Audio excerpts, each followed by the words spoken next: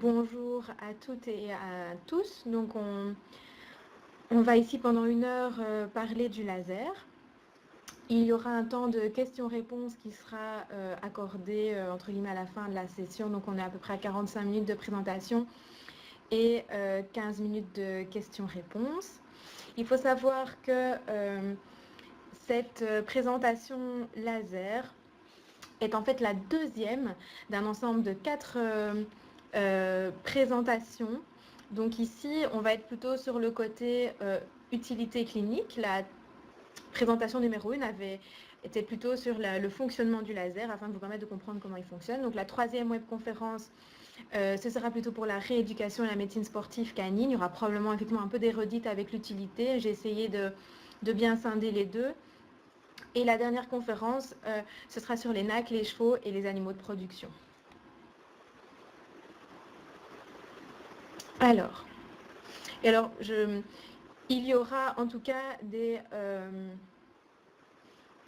y aura une seconde session organisée durant l'année. Donc, si vous avez raté certaines webconférences, vous pourrez les rattraper plus tard dans l'année. Donc, pas de souci, si vous en avez raté une, il y aura moyen de la suivre un peu plus tard. Donc, la thérapie laser chez nos animaux de compagnie. Donc, on va parler du laser dans la gestion de la douleur, dans la gestion du péropératoire et du post-opératoire, dans tout ce qui est blessures cutanées et dermatologie de manière générale. Pour les pathologies respiratoires, les pathologies de la cavité buccale, les pathologies abdominales et du système nerveux.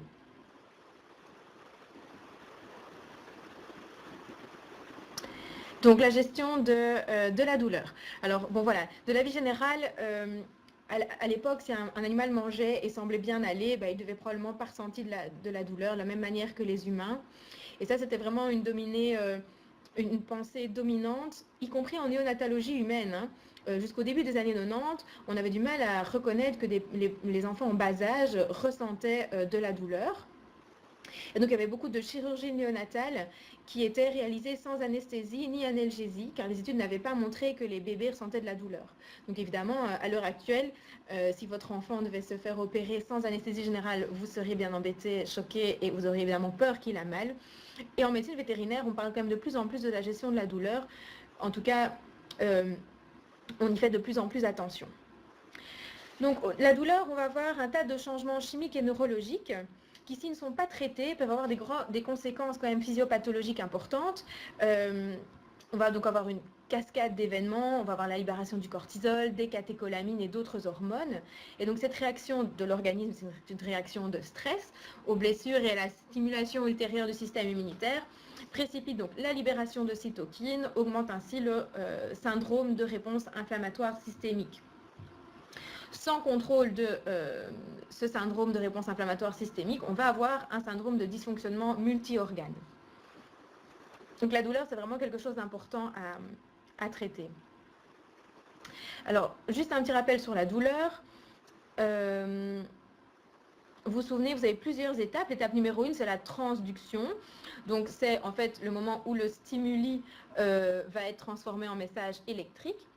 À cet endroit-là, au moment de la transduction, la lumière laser va relever les potentiels d'action des terminaisons nerveuses endommagées, ce qui rendra leur dépolarisation plus difficile.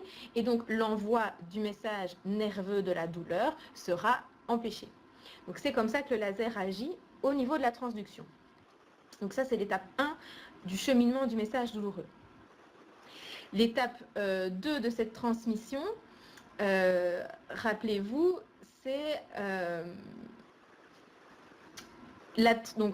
c'est la transmission à proprement parler. Donc on va avoir des différentes fibres, les fibres A-bêta, les fibres A-delta, les fibres C, qui vont être activées donc, par le message douloureux. Et donc ce message va cheminer jusqu'à la moelle épinière. Donc les fibres C, elles, c'est plutôt tout ce qui est transmission de signaux plus lents, on va avoir la douleur lente qui peut s'intensifier et ce sont ces fibres C qui sont responsables de la douleur chronique. Et les fibres A, bêta et delta, c'est plus sur des stimulations seuil ou peu douloureuses comme des pressions, des vibrations, tout ce que c'est mouvement proprioceptif, etc. La différence, c'est que les Al-delta, par exemple, elles sont couvertes de myéline, donc elles sont plutôt rapides. Alors, qu'est-ce que notre laser va faire? Eh bien, il va, à ce moment-là de la transmission, sur cette étape du cheminement douloureux, il va ralentir la conductibilité de l'influx douloureux, diminuant du coup ainsi l'intégration de ces messages au sein de la moelle épinière. Et donc il va agir au niveau de la transmission synaptique du message douloureux en diminuant la libération de la substance P, qui, je vous le rappelle, est le principal médiateur de la transmission du stimulus nociceptif. Ensuite, on va avoir la modulation. Donc cette modulation, elle va libérer la libération d'opioïdes endogènes, donc en réponse aux messages douloureux qui ont été transmis. Et donc ces opioïdes vont donc se fixer sur le récepteur. Et notre laser, comment il fonctionne? Donc notre photobiomodulation provoque une réponse effectivement opioïde. Ainsi, on a une augmentation significative du taux d'endorphine dans le sang après une thérapie laser. Et on a aussi une action qu'on appelle gate control. Donc le rayonnement du laser agit préférentiellement sur certaines fibres nerveuses, ce qui va du coup inhiber le message douloureux. Je m'explique. Vous savez, quand on se cogne le coude, on vient frotter son coude et généralement la douleur disparaît. En fait, ce qui se passe, c'est ce qu'on appelle une action gate control. Quand on frotte notre coude, la transmission du message, on va dire, du frottement est plus rapide. Donc arrive plus rapidement au cerveau que quelque part le message du coup. Et donc le cerveau va traiter la première information qu'il reçoit. Ici, du coup, ce sera le frottement. C'est pour ça que quand on frotte son coude après l'avoir cogné, on a l'impression de ne plus avoir mal. C'est en fait parce que le cerveau est entre guillemets leurré. Il va traiter l'information du frottement. Donc pour lui, le coude est en fait frotté et l'action n'est donc pas douloureuse et il oublie la première sensation qu'il a eue de douleur quand on s'est cogné, par exemple. Alors, ensuite, la dernière étape du message du cheminement douloureux, c'est donc la perception. Ça se fait effectivement au niveau du cerveau. Et donc, en fait, notre laser va augmenter la sécrétion de sérotonine et de bêta-endorphine. Donc, on va avoir effectivement une sensation de bien-être et le message douloureux va du coup être mis sous silence.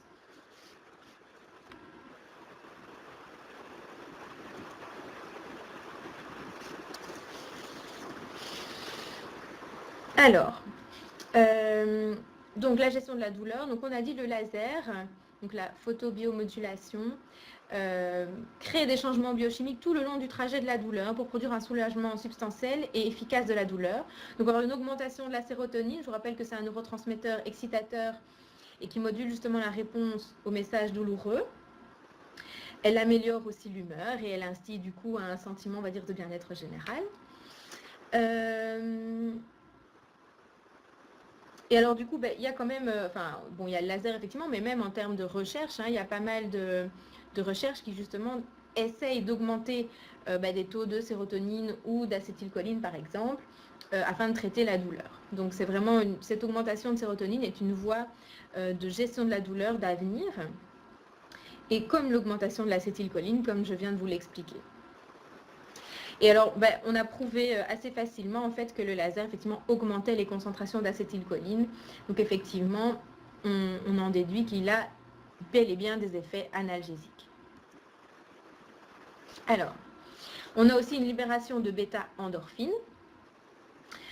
Donc au niveau périphérique, les bêta-endorphines, c'est lié au récepteur opioïde pré- et post-synaptique et donc vont bloquer la libération de la substance P, qui est le neurotransmetteur excitateur.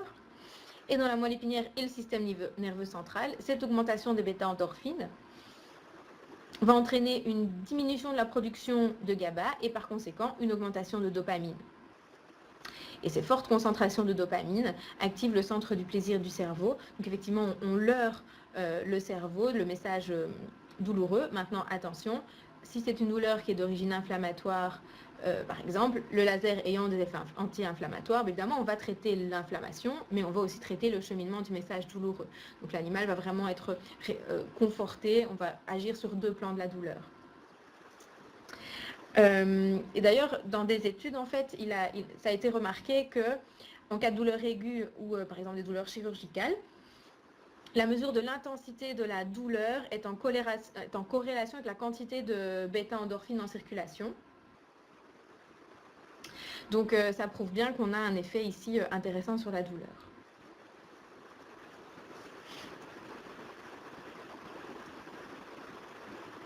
Alors, l'importance de l'oxyde nitrique dans la gestion de la douleur. Alors, en fait, dans la webconférence numéro 1, j'expliquais que la lumière laser au niveau cellulaire venait justement enlever ce NO de la chaîne respiratoire au niveau cellulaire, donc ce qui permettait à la cellule de reprendre une respiration normale et donc un fonctionnement normal. Et ce NO, justement, maintenant qu'il est libéré, à quoi il va nous servir? Donc, il faut voir que c'est un neurotransmetteur et un messager chimique entre les cellules. Et donc, son augmentation au niveau intracellulaire, sur les sites de blessure, va donc, comme je l'ai expliqué, essentiellement bloquer la production d'ATP et d'oxygène en se mettant à la place de l'oxygène dans la chaîne respiratoire. Il le fait ça en se liant à la cytochrome C oxydase. Et cette cytochrome C oxydase, c'est vraiment un récepteur clé du laser. Et il faut savoir que cette cytochrome oxydase reçoit la lumière infrarouge, donc la lumière du laser. Comme je l'ai expliqué, une fois que la cellule est stimulée par le laser, ce NO se délie, ce qui permet du coup un métabolisme cellulaire accru. Oui, l'oxygène revient, la chaîne de transfert d'électrons refonctionne, donc on a une production d'ATP, donc la source d'énergie de la cellule.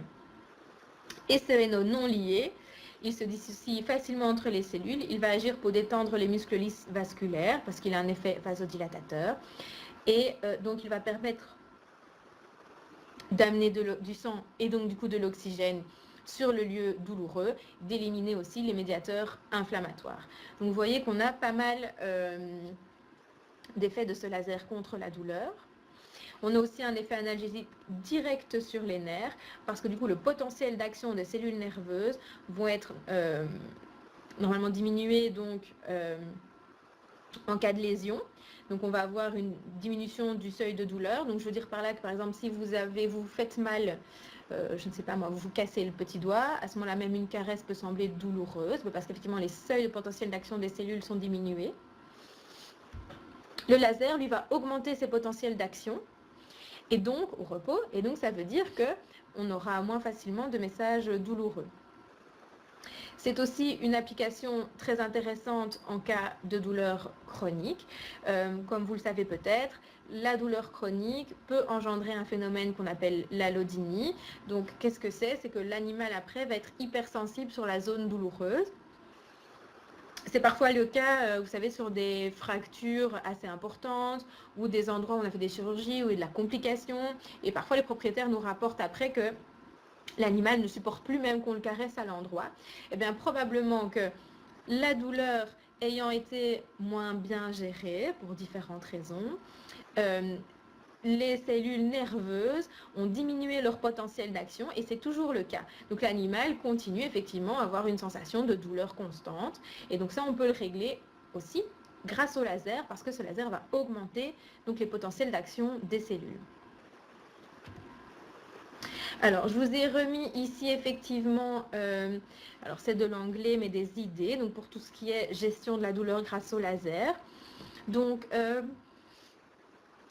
sur des blessures aiguës superficielles ou par exemple des hotspots, des choses comme ça, on peut traiter en utilisant 1 à 4 joules par centimètre carré.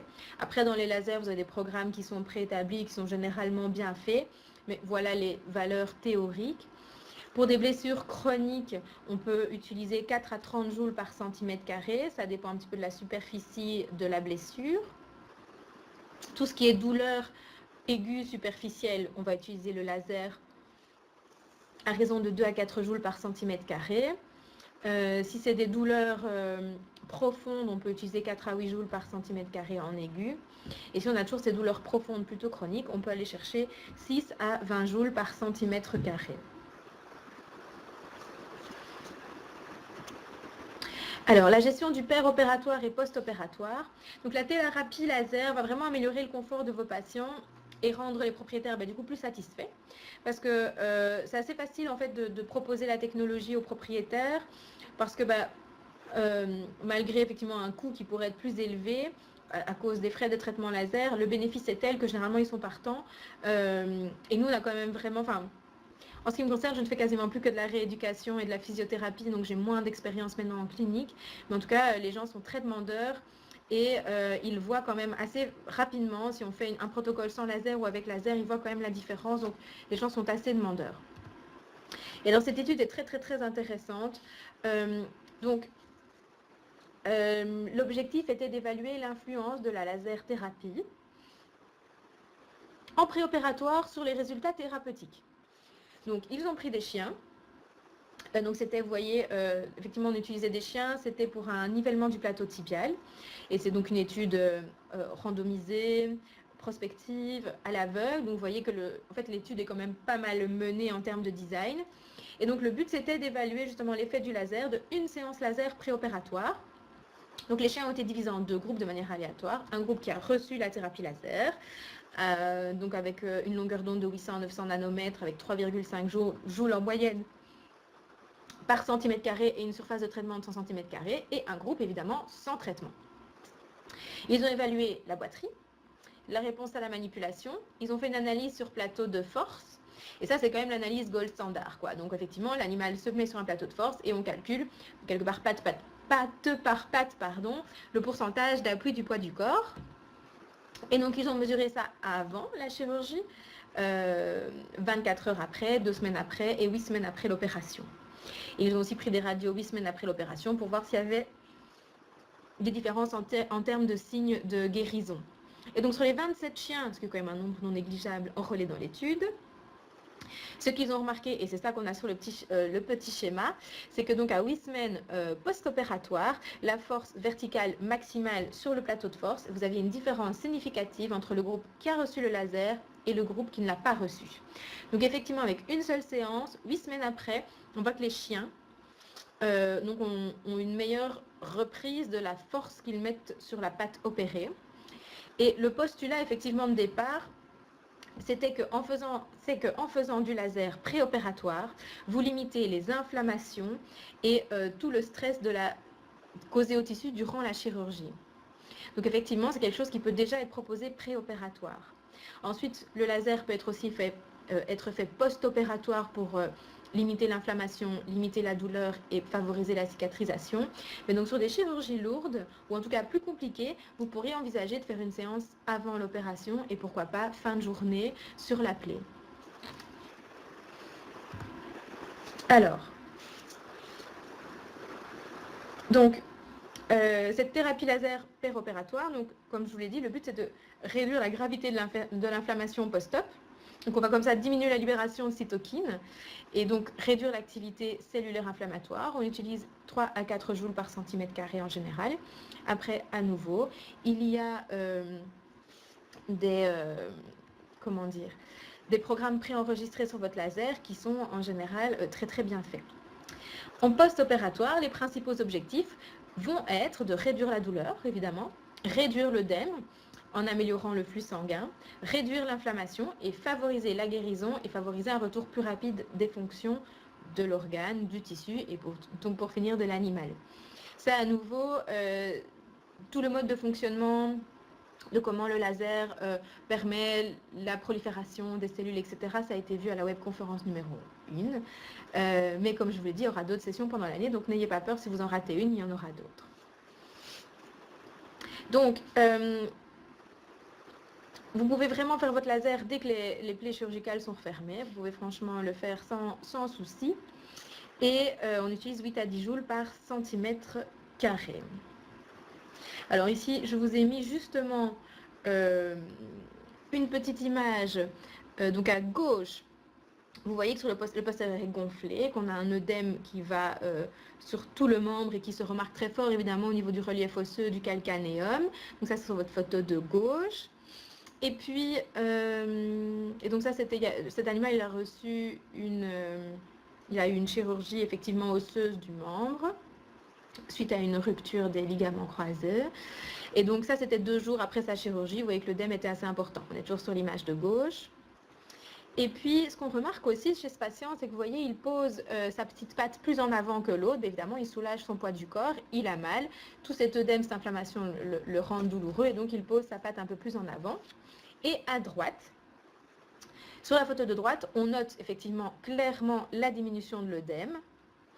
Et le fait qu'il pose maintenant, normalement, vous voyez que sa patte est à hauteur, sa patte de droite est donc à hauteur de sa patte de gauche. Et ça, cet effet-là, cette photo-là a été prise après le traitement laser. Donc on voit que les effets sont quand même vraiment de 1 rapide. Je ne dis pas que c'est dans la seconde, mais c'est quand même très très rapide. En tout cas, sûr et certain, les gens doivent voir une amélioration à la limite le temps de rentrer chez eux, même parfois avant, hein, sur certains cas, on le voit tout de suite que la douleur est partie. Alors maintenant, on va parler un petit peu des blessures cutanées. Donc effectivement, le laser, en termes de blessures cutanées, comme je vous l'ai expliqué, il améliore la prolifération cellulaire, il vasodilate aussi et il permet l'angiogénèse. Donc ça permet justement sur ces blessures d'avoir un apport en sang, d'avoir un apport, que les cellules qui sont là se multiplient plus rapidement. On a l'effet antidouleur, on a l'effet anti-inflammatoire. Donc sur les blessures cutanées, il y a vraiment un vrai intérêt à faire du laser. Et donc c'est vraiment de plus en plus utilisé dans ce cas-là, dans cette gestion des blessures. Donc la cicatrisation des plaies, vous vous souvenez, hein, c'est un processus en plusieurs étapes. On a coagulation, inflammation, formation du tissu de granulation, synthèse de collagène, l'épithélialisation et puis le remodelage tissulaire. Vous le savez, quand il y a une réponse inflammatoire inappropriée, une mauvaise angiogénèse ou des défauts de production ou une différenciation du collagène, on a un retard de cicatrisation et donc un risque accru d'infection. Et justement, donc comme je l'ai expliqué, ce laser, il vise vraiment à restaurer la fonction biologique normale des cellules en améliorant l'efficacité de la chaîne respiratoire. Donc il augmente l'ATP, il augmente l'énergie cellulaire, donc les cellules fonctionnent mieux.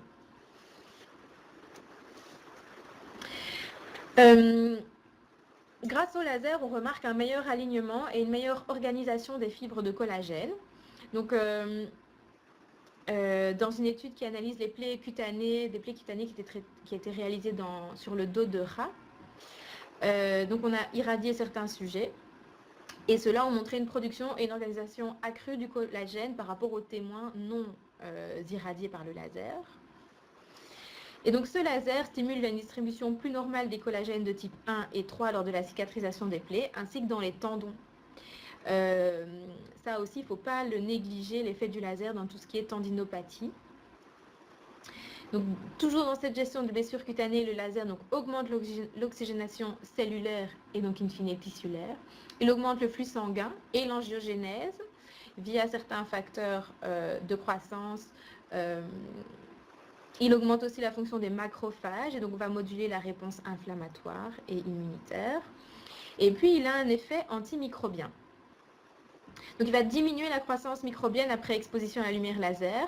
Donc, il est plutôt bactériostatique, si on peut dire, y compris de certaines espèces pathogènes et opportunistes courantes, telles que Staphylococcus aureus, Escherichia coli, Pseudomonas aeruginosa et Candida albicans, qu'on peut quand même rencontrer assez souvent, surtout notre petit Staph aureus et notre Escherichia coli. Donc, il y a une étude qui a été faite effectivement grâce au laser. Donc, on utilisait des doses de 5 joules par centimètre carré sur la peau intacte et sur des plaies de rats qui ont été infectées. Et là, dans cette étude, ils avaient utilisé un Staph aureus résistant à la méticilline, donc un SARM. Et donc, le laser s'est évidemment révélé efficace pour réduire la prolifération bactérienne. Et dans une autre étude, et toujours chez le rat, on a utilisé donc la thérapie laser qui s'est donc révélée prometteuse en tant qu'additif aux solutions de remplacement aux agents pharmacologiques dans le traitement de l'ostéomyélite induite expérimentalement avec le SARM. Donc ils ont utilisé cette bactérie, ils ont créé une ostéomyélite, ils ont traité les rats et certains rats étaient traités en plus avec du laser et donc ils ont vu quand même une amélioration dans le groupe laser. Hop. Donc, pour ceux qui arrivent en cours de route, normalement, j'ai une petite aide qui relève vos questions et on y répondra à la fin. Alors, en termes de gestion de blessures cutanées, Ce que je voulais aussi rajouter par rapport aux fibres de collagène, c'est qu'il augmente effectivement leur synthèse, mais il améliore aussi leur alignement. Et donc l'élasticité des plaies, vous allez voir, vous allez vraiment avoir une grosse différence sur la souplesse de vos cicatrices et l'élasticité de la peau après ces blessures cutanées, une fois que vous utilisez le laser. Et donc, on a même... vous savez que vos fibres de collagène, mieux elles sont alignées, plus le tissu va être élastique et résister aux tractions. Donc pour tout ce qui est tendon, c'est super intéressant. Donc à nouveau, utiliser le laser pour les tendinites. Et alors, oui, pardon, j'ai été trop vite. Donc ici, vous avez... je vous ai remis ici des petits tableaux. Donc à gauche, vous avez les joules par centimètre carré en fonction un petit peu des blessures que vous pourriez trouver. Et à droite, c'est plutôt les fréquences qu'on va pouvoir utiliser. Donc ça, c'est des fréquences qui ont été calculées in vitro. Maintenant, à nouveau, dans les lasers que vous pouvez trouver sur le marché, tout ça a déjà été calculé. Et souvent, en tout cas... dans mon laser, j'ai des programmes qui utilisent plusieurs fréquences. Donc, comme expliqué dans la webconférence numéro 1, on utilise plusieurs fréquences parce qu'en fait, on voit que les cellules in vitro, en fait, quand on étudie le laser et l'effet sur les cellules in vitro, on voit que les cellules répondent différemment en fonction des fréquences. Mais si vous prenez une cellule saine, puis vous la mettez dans un ou vous la prenez la même cellule, mais entre guillemets, qui est du coup maintenant... en manque d'oxygène, etc., elle ne va pas réagir aux mêmes fréquences. Donc, il faut, en fait, pour arriver à traiter complètement une zone, varier les fréquences. Donc, d'où l'intérêt. Mais voilà, ici, je vous ai remis des fréquences, on va dire, standards et moyennes.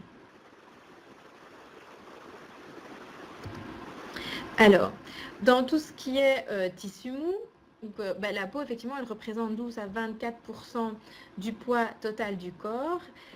Donc, c'est quand même un de nos organes les plus importants. Donc, c'est chouette, on va avoir ici des effets grâce au laser sur cet organe très important. Donc, sur tout ce qui est dermatite de léchage, on peut l'utiliser, donc vous voyez, à 30 à 40 joules par centimètre carré. Pour ce qui est saculite anale ou les abcès justement des glandes anales, vous voyez, on préconise 8 à 10 joules par centimètre carré, donc on peut l'utiliser.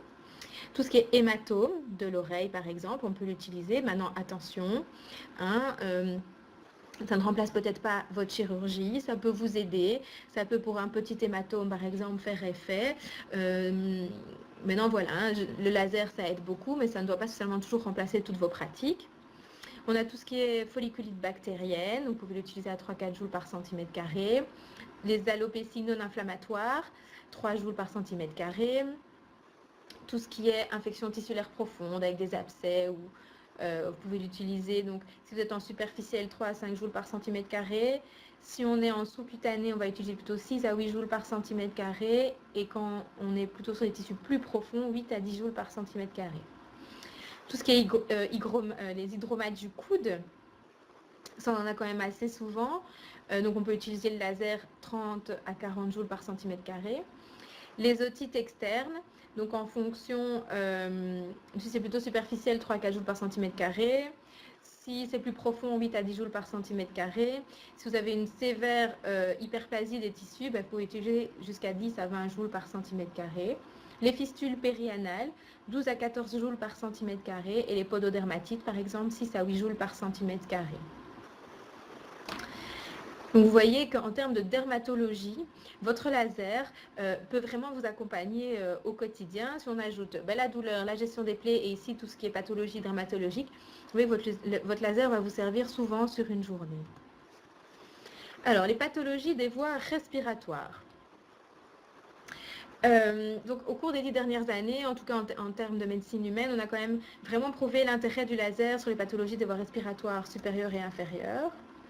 Donc, le but, c'est vraiment de réduire la douleur et évidemment de moduler cette réponse inflammatoire, d'augmenter la microcirculation dans les affections des voies respiratoires supérieures et inférieures, avec pratiquement aucun effet secondaire. Donc, tout ce qui est voie respiratoire supérieure, ce qu'il faut faire attention, c'est les yeux. Vous savez que pour vous, il y a des petites lunettes qui sont généralement fournies avec le laser. Pour les animaux, certains lasers proposent effectivement des lunettes, mais l'inconvénient, c'est qu'il faut que le chien ait la bonne, ou le chat ait la bonne tête à lunettes pour que ça fonctionne. N'hésitez pas à mettre un essuie pour cacher ses yeux et éventuellement lever sa tête, voir avec votre ASV pour que elle maintienne la tête correctement. Et donc le but, c'est évidemment d'amener une dose efficace, sans une chaleur excessive, parce que ça peut vraiment les déranger, mais bon, moi je n'ai jamais rencontré ce problème. Donc on peut l'utiliser pour tout ce qui est rhinite et sinusite. Mais attention, il faut vraiment faire un bon diagnostic. Vous pouvez effectivement... Vous pouvez effectivement utiliser le laser pour tout ce qui est rhinite, sinusite, mais il faut faire attention. Pourquoi? Parce que le laser, on l'a dit, il aide à la prolifération cellulaire. Effectivement, si on est face à un processus tumoral, c'est pas du tout ce qu'on souhaite. Donc il faut faire un diagnostic et ça, quoi qu'il arrive, même si l'animal a par exemple un petit peu mal au dos, je vous conseille de toujours faire une radio pour s'assurer que ce n'est que de l'arthrose et qu'il n'y a pas un processus tumoral dessous. Donc effectivement, le laser va vous aider et va vous permettre aussi d'aller, il faut aller jusqu'au bout du diagnostic, donc quelque part de placer d'autres actes. Hein. Donc ça, c'est vraiment important. Vous faites la radio, la rhinoscopie, les cultures, l'histopathologie, tout ce que vous voulez au niveau du nez, mais vous vous assurez que cette rhinite n'est pas d'origine maligne. Et puis, vous pouvez utiliser votre laser. Et donc, il y a une étude pilote en 2013, on a vraiment vu une amélioration clinique à l'utilisation simple du laser. Le laser aussi a des propriétés immunomodulatrices. Là, vous allez trouver un intérêt dans tout ce qui est rhinite allergique, évidemment. Et puis, à son effet antimicrobien dont nous avons parlé un petit peu plus haut, qui du coup ici retrouve un intérêt non négligeable. Vous avez aussi tout ce qui est tonsillite, laryngite. Les voies respiratoires inférieures, donc toujours attention aux yeux. Je vous demande de vraiment garder la pièce à main au contact de la peau afin de maximiser la pénétration des photons dans les zones ciblées. Donc, ce qui veut dire qu'il faut vraiment venir poser la pièce à main sur votre peau. La pénétration au niveau du thorax peut être facilitée en suivant autant que possible donc les espaces intercostaux avec la pièce à main. À nouveau, un diagnostic précis, c'est vraiment très très important. Attention à la thyroïde quand vous faites des traitements des voies respiratoires de manière générale. L'asthme félin, par exemple, on va pouvoir l'utiliser pour ses effets anti-inflammatoires. Bon, on va pouvoir utiliser le laser pour ses effets anti-inflammatoires et immunomodulateurs. Et donc chez Elra, il y a une étude qui a été faite pour comparer justement les effets de la thérapie laser par rapport à un glucocorticoïde. Et cette étude, qui date de 2014, donc c'est plutôt récent, a prouvé que les effets du laser et du glucocorticoïde étaient similaires. Parce que du coup, on va avoir un ajustement, entre guillemets, du déséquilibre TH1 sur TH2, qui, dans la pathogénie de l'asthme, joue un rôle évidemment majeur. Puis il y a aussi une autre étude qui a utilisé ce coup-ci des souris. Ils ont montré donc le traitement laser inhibe la bronchoconstriction, l'inflammation TH2 et le remodelage des voies respiratoires lors d'asthme.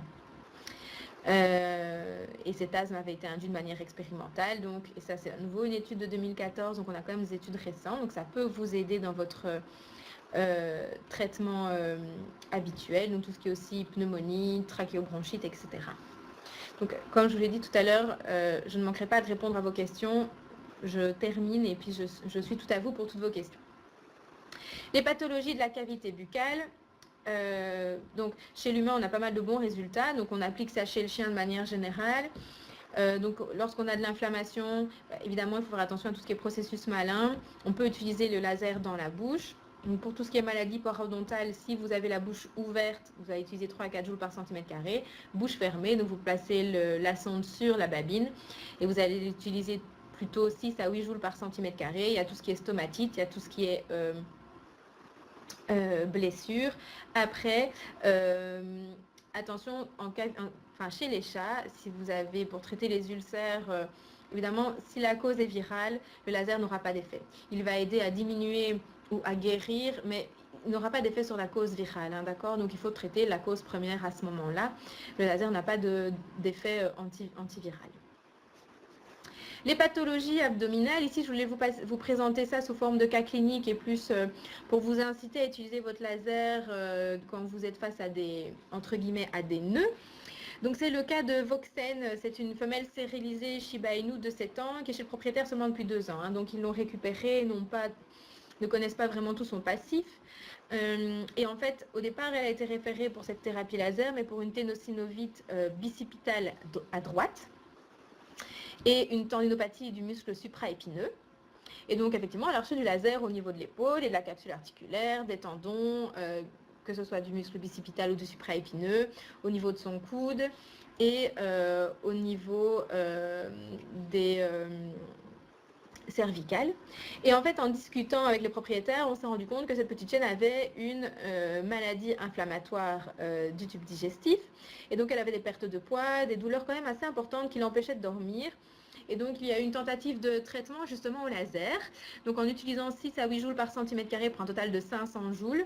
Et donc, en fait, tout simplement, ils ont passé la sonde sur le ventre de l'animal, qui a très bien toléré la procédure. Je rappelle que ça fait pas mal, qu'on ne doit pas endormir les animaux pour ça. Et apparemment, la propriétaire donc, aurait appelé le lendemain parce que la chienne aurait dormi plus longtemps et ne semblait du coup moins douloureuse. Et ce qui a été surtout flagrant, c'est qu'elle a gagné du poids sur les 15 premiers jours, alors que la propriétaire n'arrivait pas à lui faire gagner du poids depuis 2 ans. Donc, je vous ai remis la fréquence des traitements en ce qui concerne cette petite chienne. Mais donc, tout ça pour vous dire, il faut essayer. Alors, les pathologies du système nerveux, donc le système nerveux central et les nerfs du système nerveux périphérique sont très accessibles à la luminothérapie. Donc parce que généralement, ils sont à moins de 2 cm de la peau, donc ils sont accessibles vraiment facilement pour nous avec notre laser. Et donc, on peut vraiment utiliser les effets du laser en termes d'analgésie, mais aussi de régénération du tissu nerveux endommagé. Et là, on a vraiment quelque chose de positif parce que on a quand même pas beaucoup de médicaments pour nous aider justement à la guérison du tissu nerveux. Et donc, en termes de pathologie du système nerveux, je vous avoue que je vais vraiment beaucoup plus les développer lors de la webconférence numéro 3, où on parle justement de rééducation et médecine sportive canine. Bon, là, en plus de ça, c'est plus mon dada et j'ai choisi d'en parler à ce moment-là parce que on va pouvoir justement utiliser le laser dans un tas de processus de rééducation et médecine sportive. Mais en termes de douleur, donc du système nerveux central, donc il a bien été démontré dans des études que cette énergie laser délivrée aux axones va donc perturber le réseau microtubulaire et va ralentir le flux axonal rapide. Donc on peut avoir une analgésie locale pendant 24 heures à 48 heures en appliquant de fortes doses de lumière laser sur la zone de perception de la douleur et des voies nerveuses associées. Donc vraiment, sur des animaux par exemple en hernie ou en début d'hernie discale, donc vous choisissez le traitement médical, il faut absolument faire du laser. De toute façon, vous allez avoir un avant-après laser, et ce sont les chiens qui ont besoin de laser tous les jours dans un premier temps, et il ne faut pas hésiter à le faire. Une fois que vous êtes sûr que c'est effectivement bien une hernie, qui à nouveau, je parle bien de pas de processus malin dessous, etc., il faut l'utiliser, c'est vraiment, en termes de système nerveux, c'est vraiment révolutionnaire, quoi. Et donc tout ce qui est pour effectivement pathologie du disque intervertébral, donc on va avoir une diminution des cytokines pro-inflammatoires et de toutes les espèces réactives à l'oxygène qui s'infiltrent du coup dans la moelle épinière après une blessure. Donc ce laser va moduler les médiateurs inflammatoires sécrétés par les cellules de l'anneau fibreux. Il va augmenter la repousse des axones qui ont été sectionnés, coupés. Et alors du coup en Floride, il y a une étude qui a été réalisée qui a montré donc que des chiens traités avec le laser avant et immédiatement après une hémilaminectomie nécessitent beaucoup moins de temps pour retourner à un état ambulatoire que ceux qui n'en reçoivent pas. Et honnêtement, voilà, moi qui ne fais plus que de la rééducation, je ne peux que insister sur les bienfaits du laser, mais d'un laser bien fait, à bonne puissance. C'est-à-dire que voilà, il faut quand même connaître un peu sa machine pour être sûr de faire les bonnes choses, mais vraiment vous avez un avant-après qui est assez impressionnant. Et donc en 2011, on a une étude qui a bien montré l'effet positif du laser sur la régénération nerveuse après des autogreffes de nerfs médians de rat à l'aide de la lumière laser à une longueur d'onde de 810 nanomètres. Maintenant, ici, ils ont utilisé 810 nanomètres, mais on peut en combiner plusieurs et même des plus fortes pour justement la gestion du système nerveux central. Donc voilà, ici je vous ai remis toutes les sources que j'ai été chercher, mais voilà, je sais qu'un peu plus tôt, il y a quelqu'un qui a demandé le livre, le voilà, ce fameux livre, c'est le Laser Thérapie Vétérinarie Médecine, qui est vraiment très très bien fait et qui brasse quand même plusieurs espèces. Donc voilà, ça c'est quand même quelque chose de bien fait. Voilà, il est 13h08, donc ça veut dire qu'on a 20 minutes pour que je puisse répondre à vos questions-réponses. Donc si vous en avez, n'hésitez pas à m'en faire part, comme ça je pourrais vous répondre directement. Alors je peux peut-être regarder un peu plus tôt s'il y avait des questions auxquelles je n'ai pas répondu. Alors j'ai vu qu'il y avait beaucoup de demandes sur les PDF et des rediffusions de la première. Et donc, comme je vous l'ai dit, c'est un cycle de 4 webconférences. Ici, on est sur la deuxième, mais il y aura à nouveau un cycle de 4 conférences organisées pendant l'année. Donc, si vous n'avez pas eu l'occasion de les suivre, ce n'est pas grave, vous pouvez le faire plus tard. Moi, je n'utilise pas l'acupuncture laser parce que je ne m'y connais pas en acupuncture, mais je travaille avec une acupunctrice qui, elle, utilise le laser justement. La seule chose du coup qu'elle m'a appris, c'est de venir chercher certains points qui détendent l'animal, qu'on peut venir effectivement masser, mais on peut aussi venir avec le laser le stimuler. Chez les chevaux, ça marche quand même très très bien. Donc vous pouvez, en fait en acupuncture, sauf erreur de ma part, mais à nouveau, mes connaissances sont vraiment petites, donc si j'ai des bêtises en termes d'acupuncture, ne m'en voulez pas. Mais ce n'est pas mon domaine de prédilection, on va dire, même si j'aime beaucoup cette discipline, je n'ai pas pour le moment l'occasion de l'étudier. Donc vous pouvez utiliser vos aiguilles et plutôt que de les faire chauffer, venir stimuler avec le laser. Ça se fait aussi très bien. Vous pouvez venir effectivement stimuler des points avec le laser, des points précis d'acupuncture, ça se fait. Et comme je vous l'ai dit, voilà, moi j'ai une collègue qui utilise son laser avec ses protocoles d'acupuncture, mais moi je n'en ai pas. Ce sera peut-être l'occasion, pourquoi pas avec l'équipe de Mano Médical, de lui faire à elle une conférence sur l'acupuncture et le laser, parce qu'effectivement là-dessus, je ne m'y connais pas assez.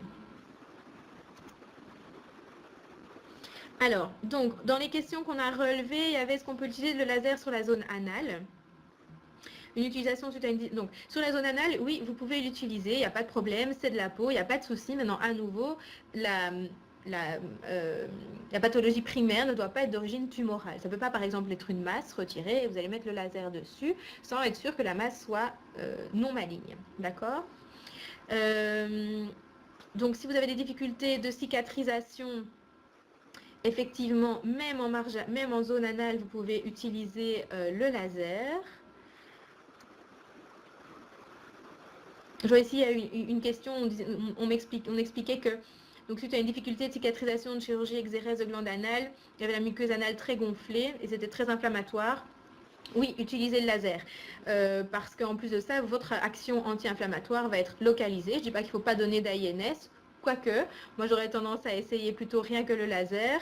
Ça dépend un petit peu de votre animal, hein, s'il est plus âgé, etc. Ou si vous avez des COX-2 sélectifs, ça c'est un peu à vous de voir, enfin voilà. Donc oui, utilisez le laser. Les fistules anales aussi, moi j'utiliserais vraiment sans problème. En fait, voilà, à partir du moment où vous avez exclu une possibilité de processus malin, vous pouvez l'utiliser. Bon, évidemment, n'allez pas l'utiliser non plus ça fait partie des contre-indications, mais dans l'œil. Si vous l'utilisez sur la thyroïde, vous allez développer les cellules, donc vous allez peut-être créer une hyperthyroïdie. Donc ça, il faut aussi éviter. Alors, pour les lésions éosinophiliques du chat, à nouveau, le problème de ces lésions, c'est de s'assurer de leur nature. Donc, avec le côté immunomodulateur du laser, on peut arriver à quelque chose. Maintenant, s'il y a une origine pseudo-virale derrière, on n'en arrivera pas à bout rien qu'avec le laser. Hein. Donc, d'où l'intérêt de toujours, évidemment, et ça c'est votre travail de tous les jours que vous faites sans relâche, c'est de poser un diagnostic précis. Donc, si on a un doute, s'il y a une origine virale ou une origine tumorale, on évite. L'origine virale, on va aider le côté peut-être anti-inflammatoire, antidouleur, mais on ne va pas régler le problème primaire, on ne va pas lutter contre le virus. Et si c'est un problème malin, comme je vous l'ai dit, le gros avantage du laser, et c'est le défaut de sa qualité, c'est que normalement, il aide à la prolifération des cellules, sauf qu'en termes une fois qu'on a un processus tumoral, évidemment, on ne veut pas. Alors, l'utilisation sur des toux chroniques des petits chiens atteints de flaccidité trachéale, ou appliquer la sonde, tout simplement, je vais le faire chez moi, vous allez venir chercher votre trachée, tac, tac, tac, tac, tac, tac, tac, tac, ici vraiment en la posant sur l'animal sans problème. Vous pouvez l'utiliser, ça pourrait éventuellement effectivement renforcer le tissu, redonner un petit peu de tonicité à cette trachée. Ça va probablement avec le côté anti-inflammatoire, etc., aider à la toux chronique. Maintenant, ça va pas, en tout cas, ce n'est pas en quelques séances que vous allez récupérer une trachée entre guillemets hypertonique et de ne plus avoir le problème. Ce sera probablement en combinaison avec d'autres choses, mais ça va clairement aider votre traitement. Ce sera une adjonction de traitement, le laser donc viendra en aide et ne remplacera probablement pas votre traitement habituel. Peut-on alors les rhinites sinusites liées au coryza, je vois qu'il y a une petite question là-dessus. Le problème, c'est le coryza, c'est un virus. Donc, on va pouvoir aider à la guérison des lésions, mais on ne luttera pas contre le virus. Lydia nous demande si on peut l'utiliser à tous les stades de la cicatrisation. Oui, abusez-en sans problème, vous pouvez vraiment le faire. De toute façon, le laser sur un tissu sain, tout ce qu'il crée, en fait, c'est une réoxygénation des cellules. Donc, il n'y a pas d'effet secondaire. D'accord. Et alors, j'avais une petite question que j'ai vue passer et qui me tient à cœur de répondre. C'est sur la hernie discale, je pense, où on nous demande... voilà, faut-il respecter un délai de 15 jours après une chirurgie de hernie discale? Non, je ne sais pas. Enfin, voilà, c'est pas la première fois qu'on me pose cette question. Non, il faut vraiment profiter directement. Pré-op, post-op, avant que les gens repartent, tous les jours. Parce que du coup, on va utiliser son côté anti-inflammatoire, antidouleur. On va aider à la cicatrisation aussi de la plaie. Et donc le laser, à partir du moment où vous avez fait votre fameuse hernie discale, et surtout sur l'hernie discale, tous les jours, n'hésitez pas dans un premier temps pour enlever la douleur. Il n'y a vraiment pas de contre-indication. Alors, les granulomes inflammatoires interdigités. Alors, tout est toujours une question de cause. Mais oui, vous pouvez l'utiliser. Aussi sur les granulomes inflammatoires, donc pour effectivement aider à l'inflammation. Maintenant, ce sera à nouveau peut-être une thérapie qui va, en plus de votre thérapie habituelle, le laser ne pourra pas complètement remplacer votre thérapie habituelle. J'ai Patrick qui nous demande s'il faut raser. Idéalement, il faut. Donc en post-op, c'est facile, c'est déjà fait. Maintenant, c'est pas toujours facile de convaincre les propriétaires de raser l'animal. Donc ce que vous pouvez faire, c'est d'aller à rebrousse-poil. Donc ça c'est sûr que c'est un petit peu moins pratique. Idéalement, il faudrait raser. Sur les chiens du coup à poil court, ça devient très facile. Sur les chiens à poil long, j'utilise en fait une main qui va à rebrousse-poil et avec mon autre main, j'utilise la sonde et je progresse pour justement essayer de lever le poil.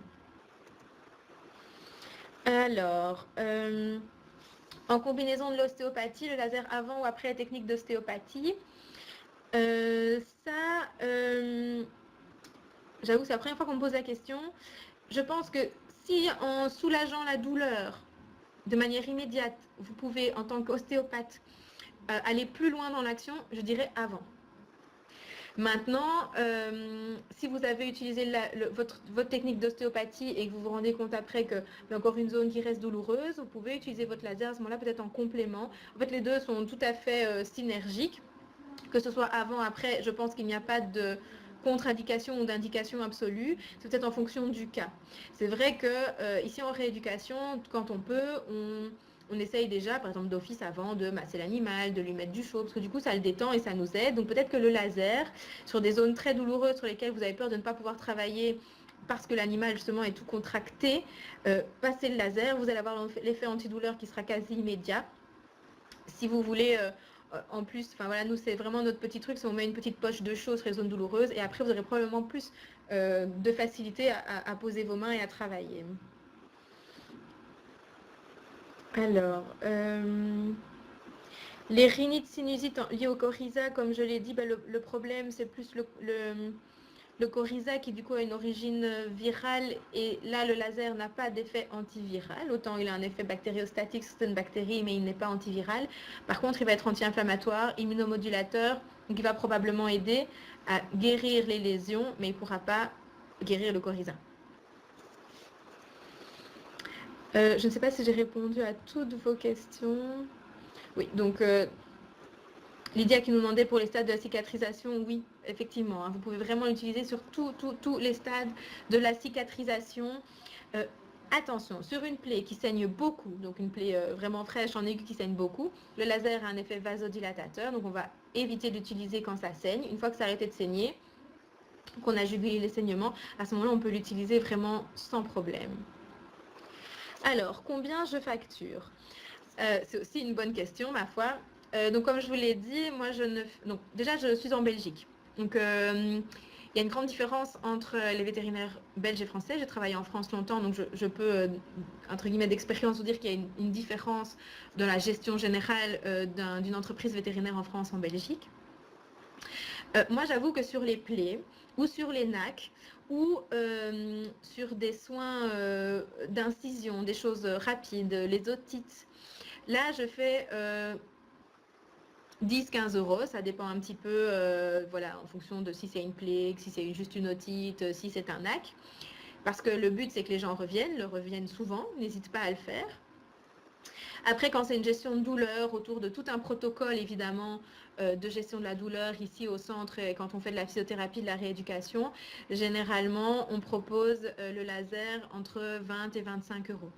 Voilà. Parce qu'évidemment, il y a une consultation, en tout cas un contrôle de l'animal qui va avec le laser et qui est fait à chaque fois. Donc là, on utilise plus de temps, évidemment. D'ailleurs, je parlais d'otite. J'ai encore eu le cas récemment. Donc un chien, c'est un border collie. Il avait une oreille plus rose que l'autre. Il commençait à se gratter. Voilà, comment procédez-vous? Ben justement sur les otites et en particulier, qu'est-ce qui vous décide à l'utiliser? Donc, les otites, vous avez des otites vraiment très purulentes, etc. Là, évidemment, il va falloir mettre un antibiotique anti-inflammatoire et un antifongique probablement. Hein. Bon, après ça, on ne va pas rentrer dans un débat de pharmacologie sur l'utilisation de ce genre de médicaments, mais le laser, à ce moment-là, sur des otites très très sévères, il peut vous aider en tout cas à diminuer l'inflammation, diminuer la douleur, ce qui va peut-être permettre de plus facilement administrer le traitement, parce que vous savez que c'est souvent ce que les propriétaires rapportent, c'est que c'est difficile de traiter l'oreille parce que l'animal a mal. Donc le laser peut aider, en tout cas, je pense, dans les 3, 4, 5 premiers jours, pour justement diminuer cette douleur, diminuer l'inflammation et aider du coup au traitement, puis il a son effet bactériostatique. Par contre, parfois vous avez des otites débutantes avec juste des chiens qui commencent à se gratter, qui ont l'oreille un peu plus rose, un peu plus rouge que l'autre. Eh bien, personnellement, mais c'est mon choix, plutôt que d'aller mettre un produit pour les oreilles avec un antibiotique qui n'est généralement pas un antibiotique de première intention, plus un antifongique, plus un AIS, généralement je fais du laser. Je propose aux gens du laser d'essayer comme ça. Et le dernier chien dans ce cas-là, donc mon fameux border collie, je lui ai fait une séance laser et je lui ai donné un anti-inflammatoire pour le lendemain. J'ai plus de nouvelles, donc j'imagine que ça a été, parce que j'ai dit de ne pas hésiter à revenir si ça ne s'améliorait pas, mais que ça devait s'améliorer. Donc là, je pense que sur des débuts d'otite inflammatoires au début, sur lesquels l'oreille est globalement encore propre, n'hésitez pas à faire le laser, vous allez éviter tous les effets secondaires et une utilisation d'antibiotiques, entre guillemets, qui pour moi, mais ça, à nouveau, l'utilisation des antibiotiques, c'est toujours un peu personnel, mais qui pour moi n'est pas raisonnable. Alors, sur mon expérience personnelle, les gingivites,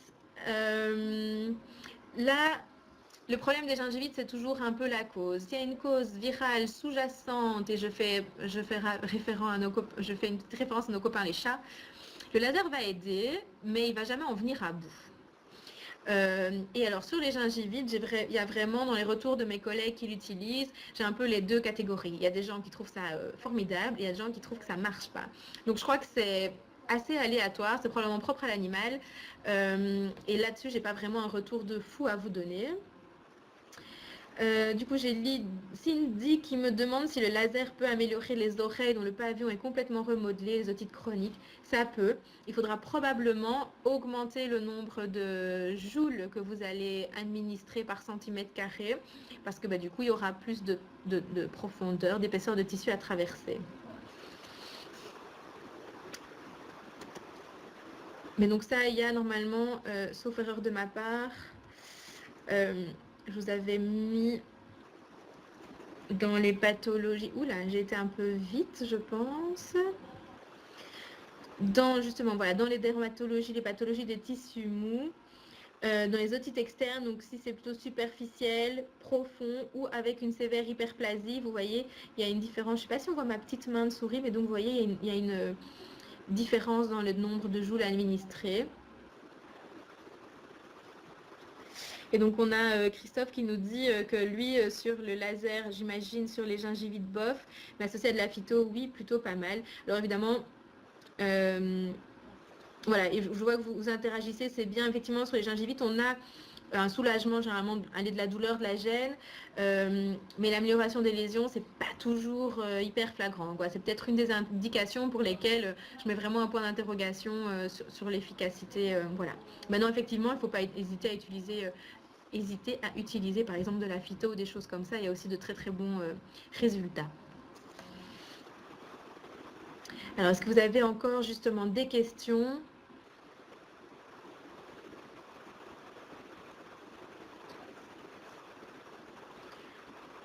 Non, on dirait que là, on est un petit peu arrivé, je pense, au bout des questions que vous pouviez vous poser. Donc, je rappelle qu'il y aura une webconférence numéro 3, plutôt sur tout ce qui est rééducation et médecine sportive. Et une numéro 4 sur ce qui est NAC, chevaux et animaux de production, parce qu'il y a des cas qui ont été décrits, donc c'est quand même toujours intéressant.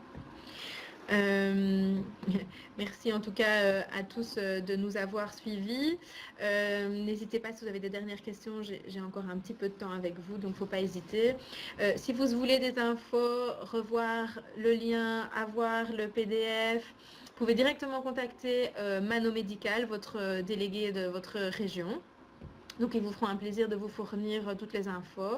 Et si vraiment, il y a des questions que vous avez auxquelles Manon Médical ne peut pas vous répondre, probablement qu'ils me demanderont de vous répondre ou ils vous donneront mes coordonnées. Maintenant, voilà, il y a de plus en plus de gens maintenant qui ont l'habitude de l'utilisation du laser. Donc, voilà, et vous pouvez vraiment l'utiliser sans grande crainte, à part pour tout ce qui est processus tumoral évidemment.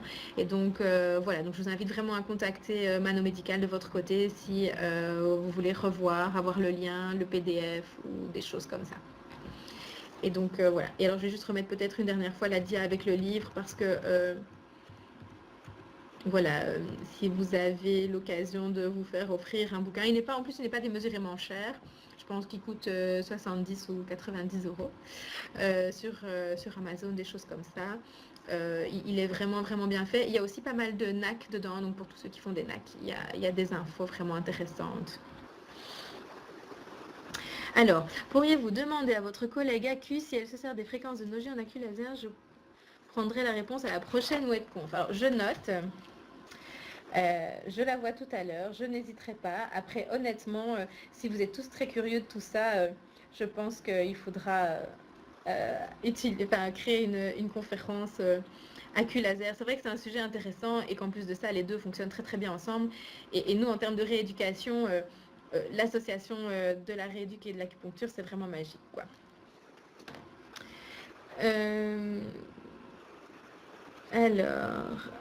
Alors, pour l'AQ et laser, donc je note pour poser la question à ma collègue. C'est le docteur Anne Talma qui travaille à Charleroi, ici en Belgique. Vous avez donc bien compris qu'on était une équipe de Belges. Donc, je vais lui demander, mais si jamais, je pense qu'elle a un site internet aussi, une page Facebook comme tout le monde. Donc, n'hésitez pas aussi à la contacter. Et alors, j'ai une dernière cliente, donc un client donc on a une tumeur de la gorge traitée par oncologie pour traiter les brûlures de la radio. Ah, un client humain. Alors, je ne peux évidemment déontologiquement pas vous pousser à traiter des humains, sauf peut-être vous-même. Moi, je m'auto-traite au laser assez souvent, mais bon, évidemment, ça me regarde. Le problème des tumeurs, c'est que donc le laser favorise la prolifération des cellules. Donc, à moins d'être sûr à 100% qu'il n'y ait plus une seule cellule tumorale là-dessous, moi, je n'utiliserai pas. Parce que voilà, je serais trop dans le doute de permettre à cette cellule de se redévelopper et du coup de créer plus d'effets négatifs que positifs. Donc sur les processus tumoraux, moi j'avoue que je suis un peu frileuse, comme on dit, ou pas très courageuse, je n'ose pas trop, même si après une chirurgie, mon collègue me dit j'ai des marges saines, etc. Je suis toujours dans le doute et j'avoue qu'à ce moment-là, je ne l'utilise pas. Mais après, ça c'est personnel, quoi. Si c'est vous qui avez fait la chirurgie, et que vous êtes sûr de votre coup, que vous l'utilisez à nouveau, hein, ça c'est votre responsabilité de vétérinaire. Moi, dans la théorie, le laser peut aider à la prolifération des cellules et donc aussi de cellules tumorales, donc je ne le fais pas. Et vous traitiez son chat pour gingivite qui va perdre son expérience à l'hôpital. C'est vrai que les brûlures suite à des traitements pour cancer sont vraiment très douloureuses et très pénibles pour les gens. C'est un grand débat, c'est-à-dire que probablement si c'était moi-même, peut-être que j'essaierais sur moi, parce que je n'aurais peut-être pas d'autre alternative et que je voudrais arrêter cette douleur. Maintenant, à nouveau, le faire sur quelqu'un d'autre, c'est toujours et sur un humain évidemment, c'est toujours hyper compliqué de vous pousser à le faire. Voilà, c'est un peu personnel, c'est votre analyse à vous, risque-bénéfice, c'est à vous de voir.